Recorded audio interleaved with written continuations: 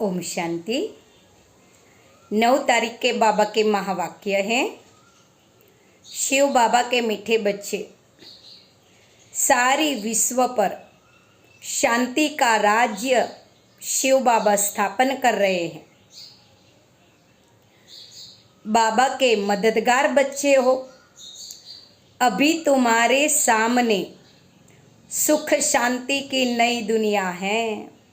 बाबा हम बच्चों के लिए धरा पे नई दुनिया ला रहे हैं। प्रश्न है, बाबा बच्चों को किस लिए पढ़ाते हैं और पढ़ाई का सार क्या है?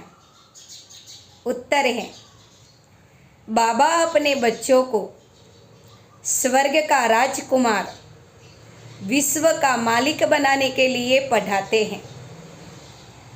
पढ़ाई का सार है, नई दुनिया की सब बातों को बाबा कहते छोड़ो। ऐसे कभी नहीं समझे हमारे पास लाख है, करोड़ है, कुछ भी हाथ में नहीं आएगा। इसीलिए अच्छी रीति पुरुषार्थ करो और पढ़ाई पर ध्यान दो।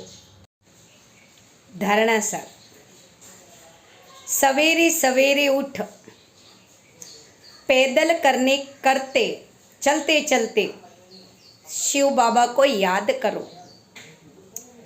आपस में मीठी मीठी रूह रिहान करो। कौन कितना समय बाबा को याद करते हैं, एक दूसरे से पूछो। एक दूसरे को अपना अनुभव सुनाओ। बाप को पहचान लिया, कौन है परमात्मा, जान लिया, तो फिर कमाई में लग जाना है। बाबा को याद करना, कोई बहाना नहीं होना चाहिए। पढ़ाई में लग जाना, मुरली कभी मिस नहीं करनी है। टाइम नहीं है, ऐसा कोई बहाना नहीं होना चाहिए। बाबा आया है पावन बनाने, विश्व का मालिक बनाने, तो पढ़ाई में लग जाना है। वरदान है, सर्व के गुण देखते हुए स्वयं में बाप के गुणों को धारण करने वाले गुण मूर्त भव। हर एक के अंदर गुण देखना है और बाबा का जो गुण है उनका चिंतन मनन करना है। तो जितना शिव बाबा के गुणों का चिंतन मनन करेंगे उतना गुण मूर्त बन जाएंगे।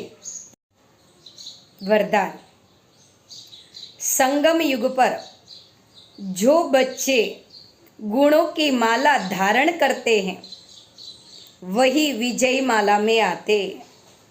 इसीलिए होली हंस बनना है। सर्व के गुण और एक बाबा के गुण स्वयं में धारण करना है।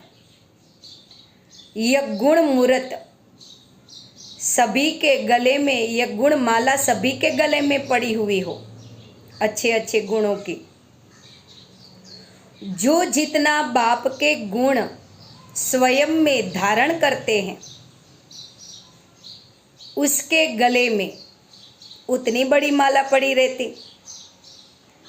गुण माला को सिमरण करो, गुण मूर्त बनो। बाबा कहते इसके यादगार में भी देखो, देवी देवताओं के गले में माला होती है ना, पुजारी देवी देवताओं को माला पहनाते हैं। संगम युग में पहले गुण मूर्त बनना है, गुणों की माला पहननी है, तभी बाबा कहते भगत मालाएं पहनाएंगे। स्लोगन में बाबा ने कहा, साक्षीपन की सीट पर सेट हो जाओ। जितना हरेक के पाठ को साक्षी होकर देखते जाएंगे उतना बाबा कहते व्यर्थ खत्म हो जाएगा, यथार्थ निर्णय ले सकेंगे। तो साक्षीपन की सीट पर सेट रहना है। अव्यक्त इशारे, अंतर्मुखी हो कार्य करने से व्यर्थ संकल्प से बच जाएंगे और समय भी बच जाएगा, व्यर्थ विचार नहीं आए तो। जो अंतर्मुखी रहते हैं उनमें स्मृति की समर्थी आ जाती है, बाबा की याद रहती है और बाबा कहते आत्मा रूपी नेत्र पावरफुल बन जाता है।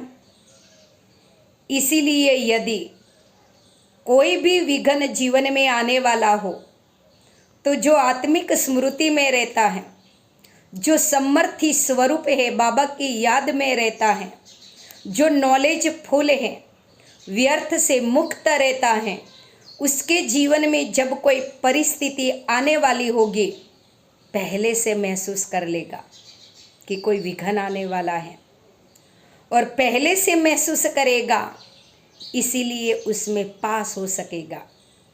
इसीलिए बाबा कहते व्यर्थ से मुक्त रहो, समर्थी स्वरूप बनो तो आने वाले पेपर को पार कर सको। ओम शांति।